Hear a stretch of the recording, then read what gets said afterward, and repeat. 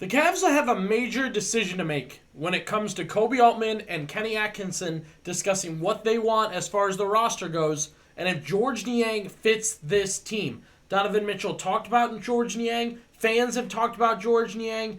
We've talked about Georges Niang on this channel here, and we will do so again today to see what Donovan had to say, what we have said in the past, and what it looks like going forward. Hey everybody, welcome back to Cavs Digest. Billy BB with you. The Cavaliers 35-6, beating the Timberwolves on a Sunday. A little motivation from a woman on an elevator to get that win. So Donovan Mitchell talked about that. That was kind of funny that pre-game they had a woman talking smack or wishing them bad luck, and that kind of got him the win for that day. But we're going to talk about what Mitchell said post-game about one of his teammates. One of the most polarizing names on the Cavaliers. We need to break down his fit now and going forward. Be sure to subscribe. We're talking about things like this. We're talking about trades. We're talking about game reactions to wins. Everything going on with the Cavaliers, as there is so much going on with the Cavaliers right now, and we're really excited to kind of bring everybody forward with us. We've been doing this a couple months now, and we're getting towards 2,000 subscribers, so we appreciate everybody who has subscribed already, and again, we're having a really good time and look to do so as we continue, so be sure to subscribe for this one. We really, really want your opinion about Georges Niang, his work to the team, contract, trades, playability in the playoffs versus regular season. We're going to jump into all of it, so be sure to drop a comment. So, as I said, Georges Niang, that's the name we are going to discuss today on Cavs Digest. The minivan, definitely a huge personality, a vibes guy, no doubt about it, on the Cavaliers, which I think you need. I think is very, very enjoyable. Channing Frye, he reminds me a lot of Channing Frye, right? Channing Frye could shoot the ball, could play a little bit, and it's well noted how much he changed that team for the Cavaliers in 2016 because there was so much pressure on them to win. He came to the team and kind of revamped everything a little bit to be more enjoyable, so to speak. I don't think Georges Niang has had that large an effect on the Cavaliers vibes-wise, but he's always having fun. He's always smiling. He knows what the fact that they're playing basketball for a living, right? So that's always super interesting to me. But the Cavaliers are a playoff team. And they're a contender for the championship, really more than a playoff team. If they think they can improve this roster any sort of way, I know a lot of people agree, they owe it to themselves to look everything over and make that decision as to what they want to do, what they want to trade, and we know Kenny Atkinson and Koby Altman will run through the roster. Now, when it comes to Georges Niang, as we take a look at his stats so far this season, about the same as last year, about what you would expect for him coming off of the bench. I have noted many times with Georges Niang, my thought is he is a minutes eater, a fun guy to watch, some fun shots, some fun play, and like I said, a vibes guy for the regular season, and he is unplayable in the playoffs. He becomes unplayable to a certain point. You wouldn't think it's the speed of the game because it slows down in the playoffs. I don't know if it's the physicality. I don't know if it's the talent level. It happened when he was in Philadelphia last. He just became unplayable. He literally could not make the rotation anymore for a Sixers team that needed him.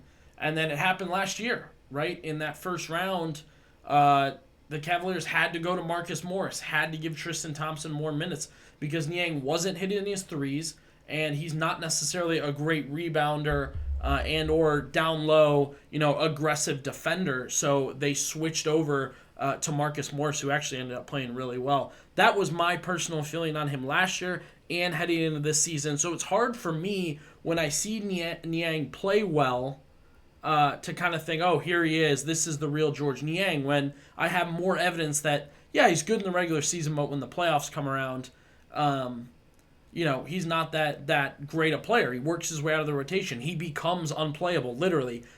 You watch him play at a level that makes the coach take him out and not put him back in, take his minutes away.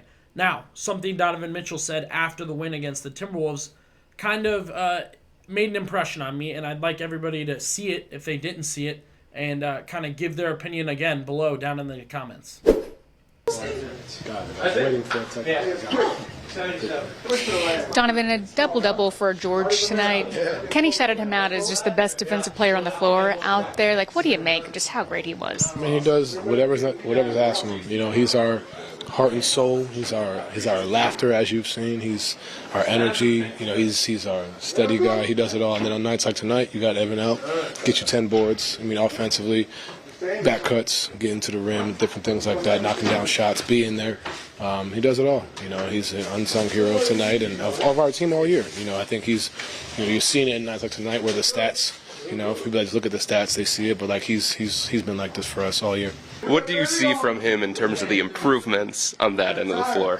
Believe it or not, last year his defensive rating was not bad. I don't know, you know, what it is. I mean, I think it's the way he falls. I think that's kind of where it comes from. But like outside of that, I mean, his defensive rating was good last year. His ISO defense was good last year. We go look at, yeah, definitely needs to work on his charges. But no, like, you know, I think, like I said, when you look at a box score, you just look like from. I'm not discrediting fans, but when guys in this locker room know what he brings on a night-to-night basis. He's always working hard, always out there doing his thing, and then defensively, you know, he's there.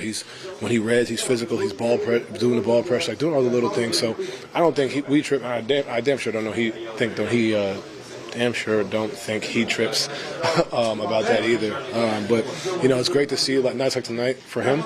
But he's been like I said, he's been like this since he got here and since I've been with him in Utah as well. So Donovan Mitchell has high praise for George Niang. Actually notes the defense he's been playing for this team and over the past few years. Notes him as a good ISO defender. You know, the effort he's giving to the team right now. I respect the fact that Donovan Mitchell has high praise for his teammate. I really do. But again, I think he just confirmed what we've seen. During the regular season, he's a good ISO defender and he can knock down some shots.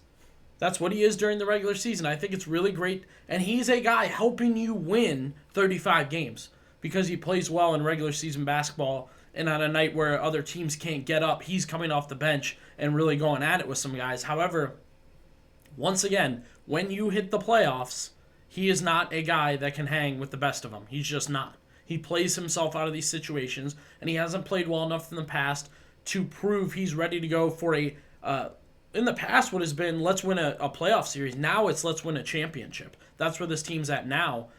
So I don't know that he fits that mold. Looking at trading George Niang, we've included him in many trades.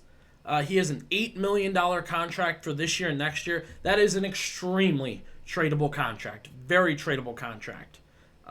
It's a throw-in. It's a make-it-work type number. It's a he can eat minutes for you. He'll look good for you in the regular season when your team's kind of tanking. I mean, he is the perfect piece to convince a team to take when you're trying to get a Cam Johnson, a Kyle Kuzma, a Jonas Valanciunas.